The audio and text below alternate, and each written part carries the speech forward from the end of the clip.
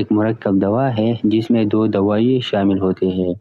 کلورڈائزیپکسائڈ یہ ایک anti anxiety دوا ہے، یعنی دماغ کو سکون دیتے ہیں اور ذہنی دباؤ، ٹینشن یا بے چینی کو کم کرتے ہیں، کیونکہ معدے کے مریضوں کو اکثر ذہنی دباؤ، ٹینشن اور ڈپریشن کے علامات ہوتے ہیں۔ نمبر 2، کلینیڈیم یہ دوا معدے کی تیزابیت، گیس، درد اور دست جیسے مسائل کو ٹھیک کرتے ہیں۔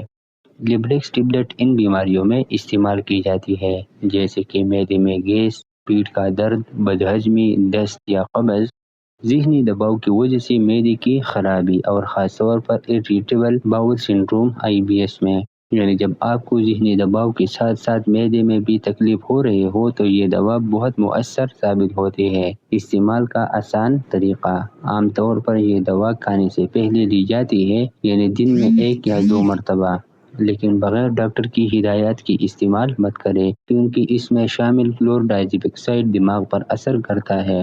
نقصانات یعنی سائیڈ ایفیکٹس، اب بات کرتے ہیں ممکنہ نقصانات کے بارے میں، جیسے کہ نیند آ سکتی ہے، اس دوائی کی استعمال کرنے سے سستی یا کاہلی محسوس ہو سکتی ہے، منہ خشک ہو سکتا ہے، لمبے عرصے کے استعمال سے عادت بن سکتی ہے، اس لیے احتیاط لازمی ہے۔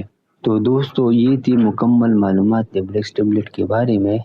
اگر آپ کو یہ ویڈیو پسند آئی ہو تو لائک کریں، شیئر کریں، کسی کو فائدہ ہو سکتے ہیں، اور اگر آپ چینل پر نئے ہیں تو سبسکرائب کرنا مت بھولیں۔